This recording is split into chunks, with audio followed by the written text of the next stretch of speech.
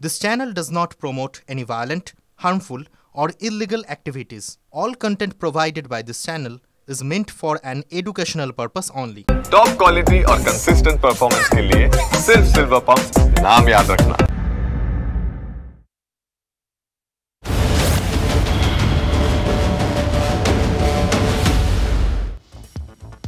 অন্যান্য খবরের দিকে নজর রাখতে হচ্ছে। বর্ষার দুর্যোগে জলমগ্ন শহর কলকাতা। উত্তর থেকে দক্ষিণ শহরে জল যন্ত্রণা। ঠনঠনিয়া হতে পারে, সুখিয়া স্ট্রিট হতে পারে, কিংবা সেন্ট্রাল এভিনিউ। উত্তর কলকাতার একাধিক রাস্তায় জল দাঁড়িয়ে। জল জমেছে দক্ষিণ কলকাতার ঢাকুরিয়া, যাদবপুরেও। সব থেকে বেশি বৃষ্টিপাত হচ্ছে যোধপুর পার্ক নিকাশি পাম্পিং স্টেশন এলাকায়। 200 মিলিমিটার বৃষ্টি হয়েছে এই এলাকায়। একটানা বৃষ্টিতে জলমগ্ন এয়ারপোর্ট, চিনার পার্ক, সল্টলেকের বিভিন্ন অংশ, সেখানেও জল জমেছে।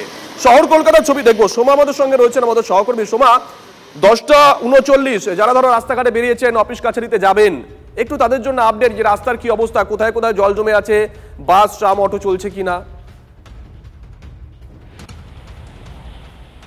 হ্যাঁ, দেখো, গতকাল থেকে টানা বৃষ্টি এবং এই টানা বৃষ্টিতে কিন্তু বলা যেতে পারে কলকাতা শহর জলমগ্ন। উত্তর থেকে দক্ষিণ, মধ্য কলকাতা সমস্ত জায়গাতেই জল জমেছে। সেই কারণে কিন্তু যানবাহন তার পরিমাণ কিন্তু রাস্তায় আস্তে আস্তে কমতে শুরু করেছে। একেবারে ভোরবেলা থেকে টানা বৃষ্টি হয়েছে, মুষলধারে বৃষ্টি হয়েছে। কলকাতার বিভিন্ন জায়গায় কিন্তু রাস্তায় অর্থাৎ মেইন রোডগুলোতেও কিন্তু জল জমে গেছে। একেবারে যোধপুর পার্ক থেকে শুরু করে ঢাকুরিয়া, এই সমস্ত অঞ্চল, রবীন্দ্র সদনের সামনে, এবং আমি রয়েছি পার্ক স্ট্রিট এলাকায়। জানো যে এখানে প্রচুর অফিস রয়েছে, ডালহৌসি অঞ্চল, সেই সমস্ত জায়গাতে জল জমার কারণে কিন্তু রাস্তায় বাসের সংখ্যা অনেকটাই কমে গেছে। পুরসভার তরফে জল নিকাশি ব্যবস্থা কিছু কিছু জায়গায় শুরু হলেও বেশি জায়গাতে কিন্তু এখনো পর্যন্ত রাস্তায় জল জমে গেছে। সেই জল কিন্তু নামানোর এখনো পর্যন্ত কোনো ব্যবস্থা নেওয়া হয়নি। ফলে কিন্তু চরম ভোগান্তির মুখে পড়েছেন নিত্যযাত্রীরা। বাসের সংখ্যা কমে গেছে এবং অফিসে ঠিক টাইমে পৌঁছাতে হবে, কিন্তু যানবাহন যেগুলো চলাচল করছে সেগুলো কিন্তু ধীর গতিতে চলাচল করছে। কারণ দেখতেই পাচ্ছ রাস্তার মধ্যে কিভাবে জল জমে গেছে। যে কোনো দুর্ঘটনার সম্মুখীন হতে পারে সেটা ভেবেই কিন্তু ড্রাইভাররা তারা আস্তে গাড়ি চালাচ্ছেন, যেই কারণে কিন্তু ধীর গতিতে গাড়ি চলছে। পাশাপাশি অনেক মানুষ এখনো পর্যন্ত তারা কিন্তু দাঁড়িয়ে আছেন, অর্থাৎ কর্মক্ষেত্রে যাওয়ার জন্য তাদের কিন্তু যন্ত্রণার মুখেই পড়তে হচ্ছে। রাস্তায় বাসের সংখ্যা কমতে শুরু করেছে। একদমই, বাস কম, অটো কম, গণপরিবহন কম, পাশাপাশি অ্যাপ ক্যাবে তাদের ভাড়াও আকাশ ছোঁয়া। এই মুহূর্তে 5টা ছবি আমরা দেখাচ্ছি একসঙ্গে আপনাদেরকে। শহরে বিভিন্ন প্রান্তের ছবি আপনাদেরকে দেখাচ্ছি। মুক্তারাম বাবু স্ট্রিট ছবি দেখাচ্ছি আমরা, আমার স্ট্রিট চেনার ছবি বৃষ্টি হলেই সেই ছবি দেখাচ্ছি। নর্দার্ন পার্ক এরিয়া ছবিটা একবার দেখুন, হাঁটু সমান জল। গড়পার ছবি আপনাদের আমরা দেখাচ্ছি।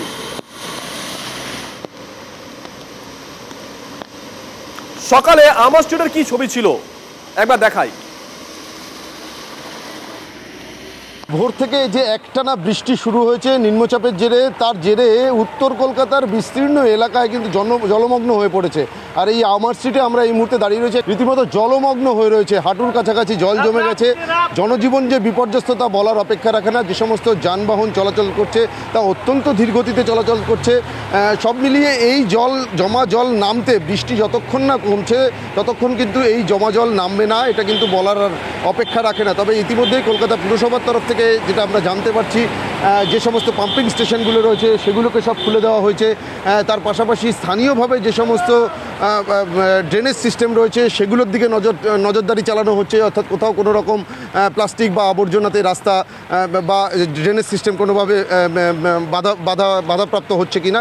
এখানে কিন্তু একেবারে জলের মধ্যে দিয়েই সাধারণ যারা মানুষ তাদেরকে চলাচল করতে হচ্ছে, যানবাহন চলাচল করছে। তবে শুধুমাত্র উত্তর কলকাতার এই আমার স্ট্রিট নয়, আমার স্ট্রিটের পাশাপাশি ঠনঠনিয়া থেকে শুরু করে সেন্ট্রাল অ্যাভিনিউয়ের একটা অংশ, অন্যদিকে কলেজ স্ট্রিট সহ বেশ কিছু এলাকায় কিন্তু এভাবেই একটানা যে নিম্নচাপের বৃষ্টি তার জেরে কিন্তু জলমগ্ন হয়ে পড়েছে।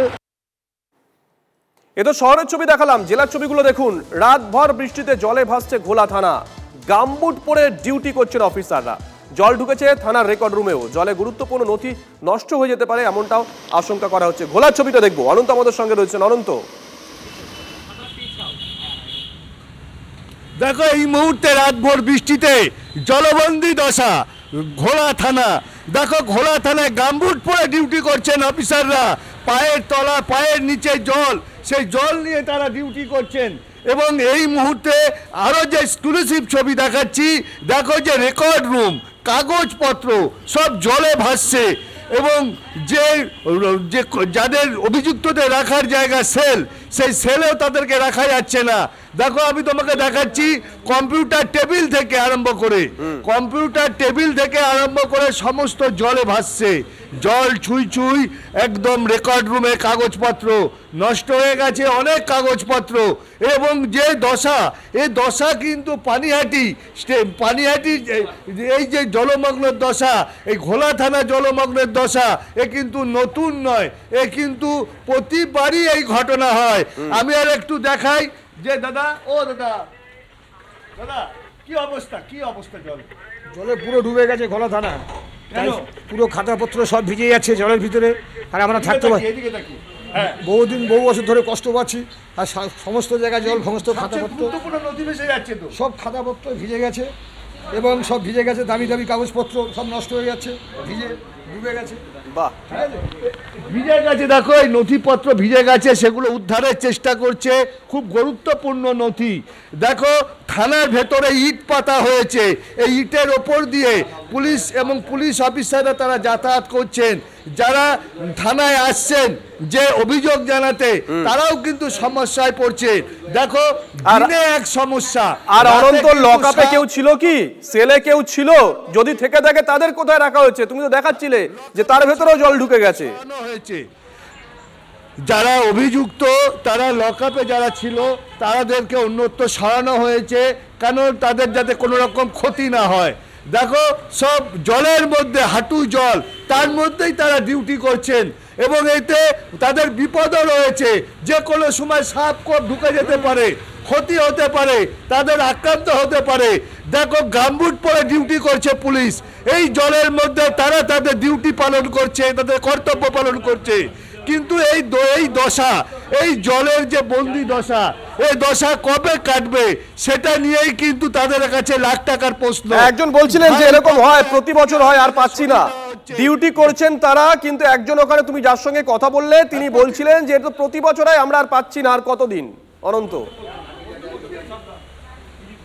একদম। দেখো যারা আইও রুমে আছে অফিসাররা, তারা সব জলের মধ্যে পা রেখে তারা তাদের ডিউটি করছেন এবং কম্পিউটার রয়েছে, সেটাও জল ছুঁইছি, যে কোনো সময় শর্ট সার্কিট হয়ে যেতে পারে।